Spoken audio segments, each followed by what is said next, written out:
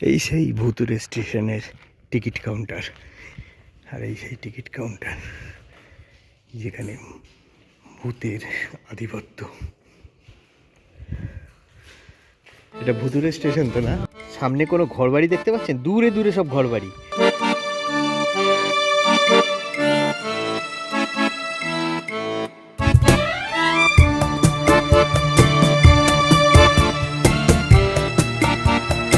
Good morning.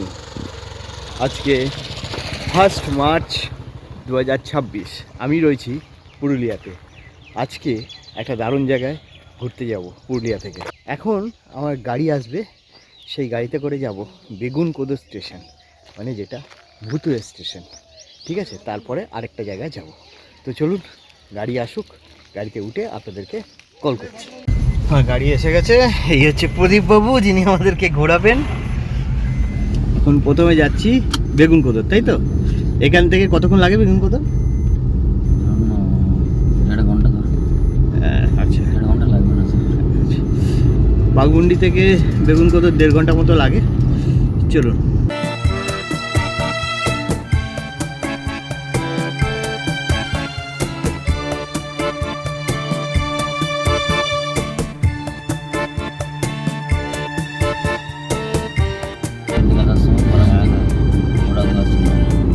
এটা দুয়ারসিনি জঙ্গল।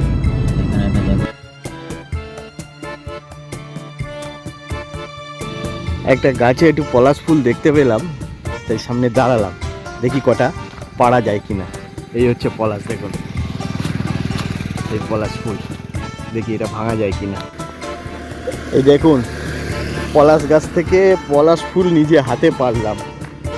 ও কি জিনিস! এই হচ্ছে সেই পলাশ ফুল, নিজে হাতে করে গাছ থেকে পারলাম। সামনে গাছটার থেকে দেখালাম যে গাছটা, সেই গাছটা। এটা আমি বাড়ি নিয়ে যাচ্ছি। বললো নাকি এটা অনেকক্ষণ, মানে 10-12 ঘন্টা এটা থাকবে, তো ততক্ষণে বাড়ি পৌঁছে যাব।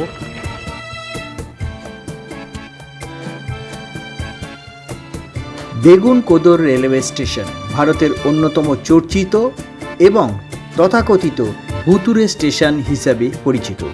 স্টেশনটি দক্ষিণ পূর্ব রেলওয়ের রাঁচি ডিভিশনের মুড়ি কোটশিলা শাখার অধীনে অবস্থিত।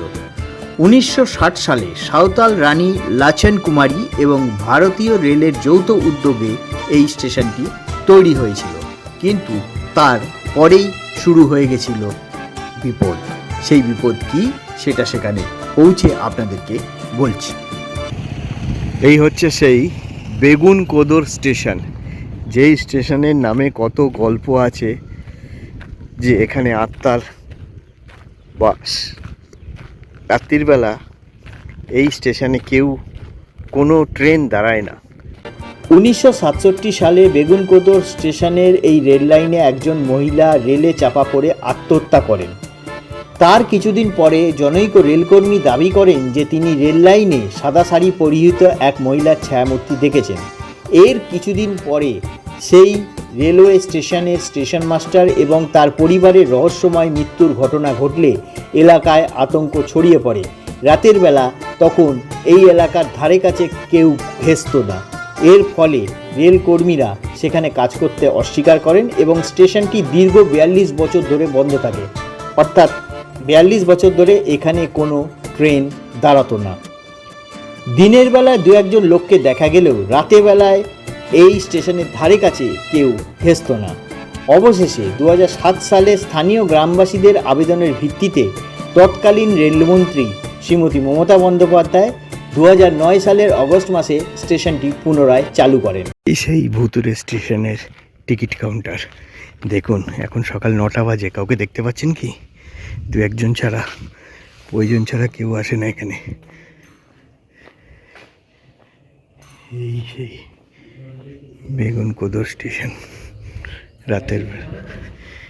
আর এই সেই টিকিট কাউন্টার যেখানে ভূতের আধিপত্য। এটা ভুতুরে স্টেশন তো না? এই হচ্ছে সেই ভুতুরে স্টেশন বেগুনকোদর।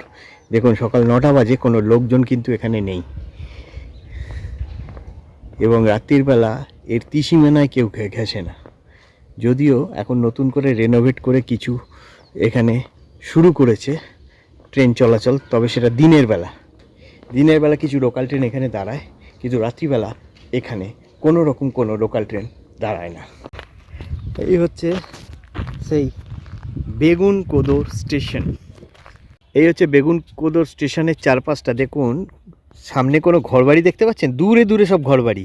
কারণ এর ভূতের উৎপাত এতই বেশি যে এখানে কেউ রাত্রির বেলা ধারে কাছে ঘেঁষে না। দিনের বেলা যদি বা কিছু লোক দেখা যায়, কিন্তু রাত্রিবেলায় কোনো লোক এর ধারে কাছে ঘেঁষে না। এখানে ট্রেন চলাচল 1960 সাল থেকেই বন্ধ ছিল। ট্রেন চলতো, কিন্তু ট্রেন কোনো দাঁড়াতো না। তারপর 2009 সালে তৎকালীন রেলমন্ত্রী মমতা ব্যানার্জির উদ্যোগে এখানে আবার দিনের বেলায় কিছু লোকাল ট্রেন দাঁড়ায়, কিন্তু রাত্রিবেলায় কোনো local train, mail train, express train কিছুই দাঁড়ায় না। এই হচ্ছে বেগুনকোদর স্টেশন। এখন যাচ্ছি দেউলঘাটা, তাই তো? এখান থেকে কতক্ষণ লাগবে?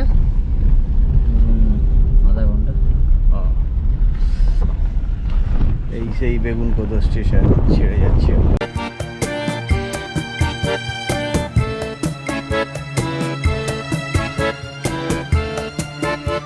এখন এসছি দেউলঘাটাতে। পুরুলিয়ার আরসা থানার অন্তর্গত কংসাবতী নদীর তীরে অবস্থিত দেউলঘাটা বাংলার প্রাচীন স্থাপত্য ও ইতিহাসের এক অমূল্য কেন্দ্র। এটি মূলত তার বিশাল ইটের তৈরি দেউল শৈলীর মন্দির জন্য পরিচিত। এই জায়গার ইতিহাস সম্বন্ধে বলতে গেলে আপনাদেরকে বলবো, একসময় পুরুলিয়া ছিল জৈন ধর্মের একটি প্রধান কেন্দ্র। মনে করা হয় 24তম জৈন তীর্থঙ্কর মহাবীর এই অঞ্চলের মধ্যে দিয়ে ভ্রমণ করেছিলেন এবং এখানে দীর্ঘ সময় কাটিয়েছিলেন। আর এই যে মন্দিরগুলো দেখছেন, এগুলো পাল ও সেন যুগের স্থাপত্য। দেউলঘাটার মন্দিরগুলির সূক্ষ্ম কাজ ও অলঙ্করণে আপনি পাল ও সেন সাম্রাজ্যের স্থাপত্য শৈলী দেখতে পাবেন। এখানকার মন্দিরগুলো বাংলার রেখোদেউল স্থাপত্যের আদি নিদর্শন হিসেবেও বিবেচিত হয়। 1864 থেকে 65 সালে ছোটনাগপুরের তৎকালীন কমিশনার ইটি ডাল্টন এখানে 3টে বড় মন্দির এবং আরও অনেক ধ্বংসাবশেষ দেখতে পান। 1872 থেকে 73 সালে জেডি বেগলারও এখানে 3টি উঁচু মন্দিরের অস্তিত্বের কথা উল্লেখ করেন। এখানে একসময় 15টি মন্দিরের ধ্বংসাবশেষ ছিল। বর্তমানে 3টি উঁচু ইটের দেউল দাঁড়িয়ে আছে এবং তার বর্তমানে রক্ষণাবেক্ষণ চলছে, যেগুলোর গায়ে সুন্দর সুটুকো বা চুন সুরকির অলঙ্করণ দেখতে পাওয়া যায়। এদিকে যে মন্দিরটা রয়েছে, সেই মন্দিরটা আবার নতুন করে রেনোভেট হচ্ছে। কাছে গিয়ে আর লাভ নেই। আর এই দিকের মন্দিরগুলো এখন ঠিকঠাক রয়েছে, যেখানে মহাদেবের পুজো হয়। বেসিক্যালি ভগবান মহাদেব আর কালী মাতার মন্দির আছে এইখানে দেউলঘাটাতে। পুরুলিয়া এলে অবশ্যই এই জায়গায় আসবেন। যেমন এটা রাধা গোবিন্দর মন্দির আছে, এটা গণেশজির মন্দির আছে, এখানে নন্দীজি, তাহলে ভগবান মহাদেবের মন্দির।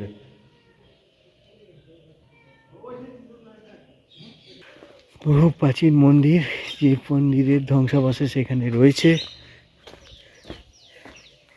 কালী মাতার মন্দির রয়েছে এখানটা।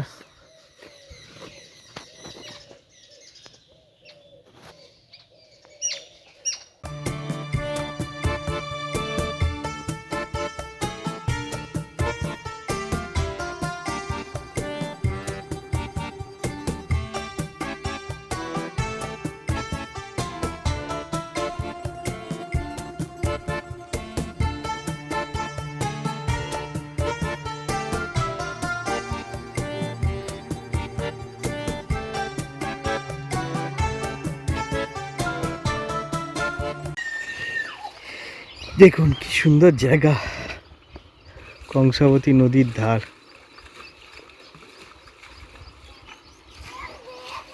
সেখানে সব স্নান করছে, কেউ ইয়ে করছে। এটা হচ্ছে কংসাবতী নদী,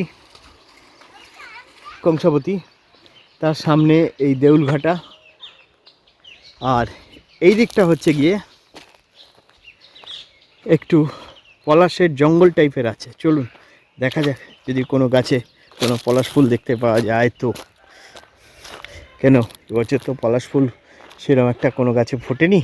এসছি পলাশের জঙ্গলে, দেখুন যত দূর যাবে ভেতরে পলাশ গাছে ভর্তি, কিন্তু কোনো একটা গাছে কোনো রকম পলাশ ফুল নেই। উফ, কি ভাগ্য আমার, এত সুন্দর একটা জায়গায় এলাম পলাশ ফুলই দেখতে পাচ্ছি না। পলাশের জঙ্গল, পলাশ গাছে ভর্তি এখানে, কিন্তু কোনো রকম পলাশ ফুল আমি দেখতে পাচ্ছি না। এরপর পুরুলিয়া থেকে সেদিন আমি চলে গেছিলাম প্রাচীর পথে, সেই ভিডিও আসবে পরের পর্বে। বন্ধুরা, এই ছিল আমার ছোট্ট ভিডিও দ্বিতীয় দিনের পুরুলিয়া সফরে। এই ভিডিওটা কেমন লাগলো বলবেন, ভালো লাগলে লাইক শেয়ার, আমার চ্যানেলে নতুন হলে সাবস্ক্রাইব করার সময় বেল আইকনটা অন করে দেবেন, তাতে যখনই আমি নতুন ভিডিও দেবো তার ইনস্ট্যান্ট নোটিফিকেশান যাবে আপনার কাছে। আজ এই অবধি, বাই।